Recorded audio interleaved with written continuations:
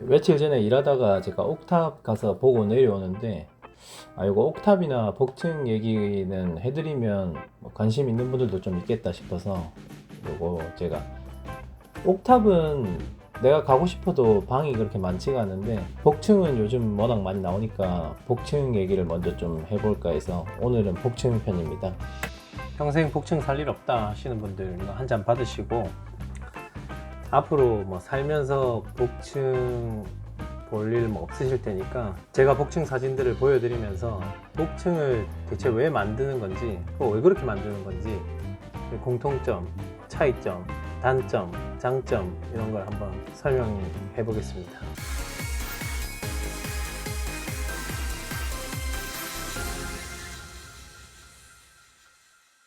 여기 복층부 올라가는 계단을 거의 대부분 복층들은 이렇게 수납장으로 씁니다. 그리고 보통 프레임을 안 올리고 요즘 추세는 이렇게 매트리스를 놓고 그냥 침실로 보통 많이 사용을 하세요. 일반 뭐 원룸이 아닌 투룸도 복층이 있습니다. 이렇게 보면 이렇게 투룸을 복층을 지으면 이렇게 투룸 복층인데 계단 이렇게 올라가서 이 친구는 층고가 여기는 엄청 높습니다. 이게 제 기억으로는 한 2m 정도 나왔던 것 같아요. 2m, 2m 20 정도 나오는데, 서고 일반 집이 완전 그냥 층이 두 층이 있는 거예요. 이거는 이렇게 좀 고급스럽게 짓는 집도 있는데, 옛날에 복층도 이렇게 많이 지었죠. 여기 주방 공간을 이렇게 최대한 줄여가지고 밑에 수납장은 못 들어갔는데 대신에 바닥 면적을 좀 넓게 쓰는 거죠. 요즘은 이렇게는 잘 안 짓습니다. 계단 밑에 공간이 이렇게 있고, 밑에 설거지하면 좀 답답하겠죠. 싱크대 사용할 때 많이 답답하니까 여기 복층부에다가 수납장을 많이 넣습니다. 복층 오피스텔들은 은근히 공통점이 있는데 좀 많이 뭔가 고급스러워 보입니다. 여기 보면 여기 심지어 테라스까지 있어요. 개인 테라스가 있어요. 계단 밑에 수납장 다 돼 있고 위에도 수납장 다 돼 있고 여기 옆에도 수납장 있고 개인적으로 테라스가 있어요. 여기도 복층.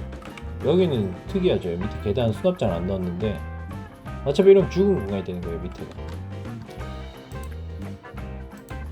여기 밑에가 되게 죽은 공간입니다. 근데 예쁘긴 예쁘죠. 그냥 보기에는 밑에 뭐 어차피 못 들어가요. 여기 밑에 어차피 개인적으로 수납장을 마련해야 되거든요. 뭐 이케아 같은 데서 뭐 이렇게 생긴 수납장 만들기 정말 사기 어렵잖아요. 이렇게 수납장을 넣으면 여기 위에 공간이 또 죽는 거예요. 그러다 보니까 애초에 이런 단점, 이게 이렇게 복층을 좀 지어보다 보니까 밑에 공간이 죽는다는 걸 알고 요즘은 이제 수납장을 많이 넣습니다. 밑에 공간이 아까우니까 수납장을 애초에 넣어드리는 거죠. 근데 예전에도 이제 보시면 위쪽에는 여전히 위에 수납장을 많이 넣습니다. 윗공간에 보면 이게 이제 일반적인 합법적인 복층이에요. 여기 층고가 여기서부터 여기까지가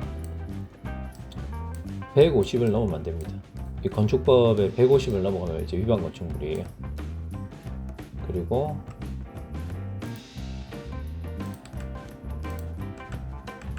이제 여기서부터 여기 끝에서부터 쭉 끊어서 여기 바닥까지가 4,500을 넘으면 안 돼요.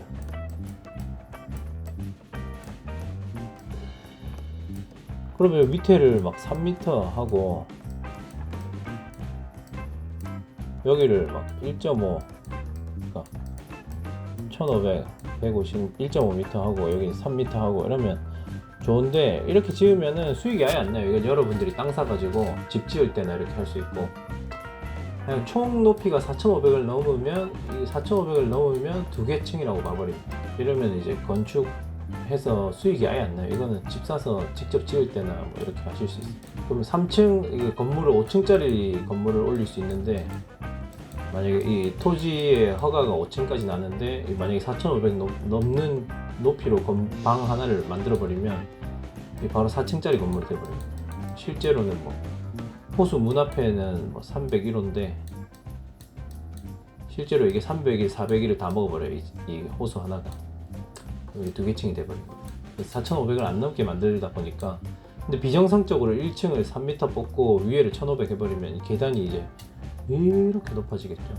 계단 공간만 3m 뽑아버리면 계단이 이렇게 들어가 버리는데 밑에 공간 다 죽습니다. 밑에 3m를 위에 수납장 이만큼 쓸 것도 아니고.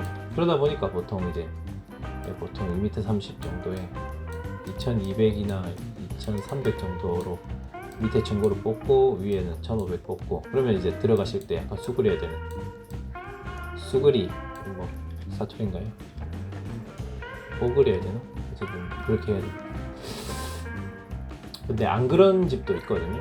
보면 이 집은 이제 밑에서 보시면 감이 좀 안 오실 수도 있는데, 여기는 이 위에가 1700이 나옵니다. 그 밑에가 30. 그럼 여기는 어떻게 1700이 넘었냐? 여기 뭐 허가가 따로 나는 뭐 이유가 있냐? 그게 아닙니다. 이거는 일반 건축물이에요. 근데 위반 건축물은 월세나 전세로 들어가실 분들한테는 이 위반 건축물 들어가도 뭐 큰 문제가 생기지 않습니다. 매매하실 분들은 이 위반된 부분들은 이행 강제금이 나옵니다. 그래서 매매를 하실 분들은 좀 신경 쓰셔야 돼요. 고민을 많이 해보셔야 돼요. 뭐 그거를 내고도 그걸 감안할 만큼 가격이 메리트 있게 나왔다, 뭐 그러면은 위반 건축물이라도 생각 한번 해보실 수 있겠죠. 이 집도 이렇게 투룸인데 복층부에 올라가면 이 복층 위거든요. 여기는 위에 층고가 거의 뭐 여기는 2m 30, 2m 30 나옵니다. 2m 한 40? 그 정도까지 나와요. 뷰도 좋고 거의 뭐 아파트 수준으로 뽑아놨어요. 복층부 층고가 원래는 1,500밖에 안 되는데, 요 집처럼 이렇게 모양이 약간 이렇게 생겼으면 이제 이걸 지붕형 복층이라고 하는데, 요거는 이제 이 높은 부분은 1,800까지 가능해요. 아마 서실 수 있겠죠. 에어컨 들어갈 자리. 요 집도 마찬가지로 지붕형 복층인데, 보면 아까 말씀드린 대로 여기 높이는 1800 뽑을 수 있어요. 여기 정해진 거. 근데 만약에 이렇게 직사각형으로 생겼으면 1500까지. 복층은 이제 그러면 복층을 왜 하는 거냐, 장점이 뭐냐, 왜 안 해야 되냐, 단점이 뭐냐, 뭐 내가 이런 거 있잖아. 내가 복층 한번 살아보고 싶다 그러면은 복층 하셔도 돼요. 사는 거는 고민 진짜 많이 해요. 사는 건 저도 별로 뭐 추천 안 하는데, 내가 월세나 전세로 복층 한번 들어가 보고 싶다 그러면 한번 해볼 만합니다. 살아볼 만합니다. 그렇게까지 나쁘지 않아요. 대신에 층고가 150 이상인 거는 하셔야 돼요. 층고가 너무 막 130 이렇게 나오는 층고들이 있는데, 복층부 층고가 뭐 130, 120 이러면 매트리스 깔고 누우면 답답합니다. 관에 들어온 것 같아요. 그런 집은 가면 안 되고, 한 그래도 1500 정도에서 못해도 1400, 1500 정도 이상 나오는 복층이면 그냥 뭐 2, 3년 정도는 살만합니다. 뭐 도저히 잘 뭐 후회하고 막 그 정도는 아닙니다. 살만했어요 저는. 근데 막 복층에서 자면, 저처럼 짠돌이들은 이제 복층에서 자면 뭐 난방 안 틀고 자니까 코가 시큰시큰합니다. 근데 요즘, 저는 예전에 한 6, 7년 전이라서 요즘은 컨벡션 히터나 뭐 전기 난방 기구가 잘 나오니까 복층도 살만해요. 요즘은 뭐 반지하도 제습기 틀면 살만하다 그러는데, 그거는 제가 뭐 별로 추천 안 드립니다. 복층 장점, 이제 복층이 아무래도 막 강추하는 그런 구조가 아니다 보니까 복층을 만들 때 좀 예쁘게 만듭니다. 대부분 괜찮게 만들어요.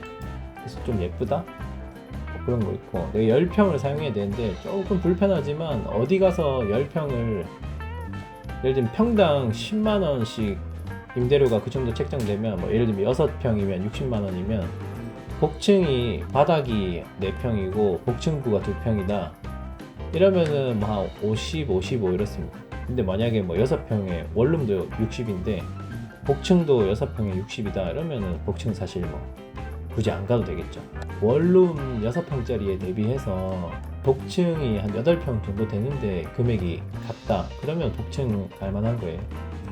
근데 굳이 금액 같은 평수에 금액을 같이 준다, 복층이랑 원룸인데 그러면 복층 안 가는 게 맞습니다. 이거는 제 개인적인 의견인데 복층이 뭔가 장점 중에 또 하나일 수 있는데 복층이 뭔가 조금 더 열심히 지었습니다. 더 안 팔릴 거를 예상했기 때문일 수도 있어요.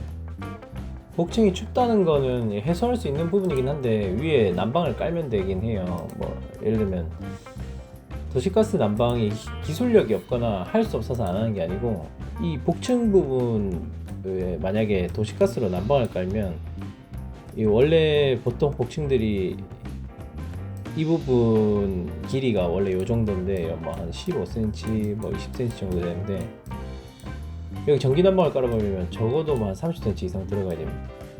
이만큼 30은 들어가야 되거든요. 그러면은 층고가 엄청 낮아져 버려요. 전체적으로 층고는 뭐 150 맞춘다 하더라도 이 부분 이제 바닥 면적을 또 한 15cm 더 내려야 되니까 여기를 15cm를 더 줘야 되니까 이게 또 비용이 만만치가 않습니다. 건물 전체적으로 생각할 때 15cm씩 쫙쫙쫙 다 늘리면 시멘트가 너무 많이 들어가요. 그러다 보니까 이제 보통 깔면 이제 전기 난방을 깔거든요. 전기 난방은 그나마 조금 수월합니다. 전기 난방 깔기가. 근데 전기 난방을 깔면 이 관리비가 너무 많이 나와요. 전기 난방을 하면 가끔 전기 난방 이제 복층이 아닌데 바닥 난방이 전기 난방인 곳들이 있는데 전기 난방은 관리비가 정말 많이 나옵니다. 노후된 오피스텔 그리고 전기 난방인 오피스텔 이런 데는 웬만하면 좀 피하시는 게 좋습니다. 얘도 이제 되게 옛날 복층이거든. 옛날에는 예뻤을 거예요. 죄송합니다. 옛날에는 뭐 이 정도면 예뻤겠죠?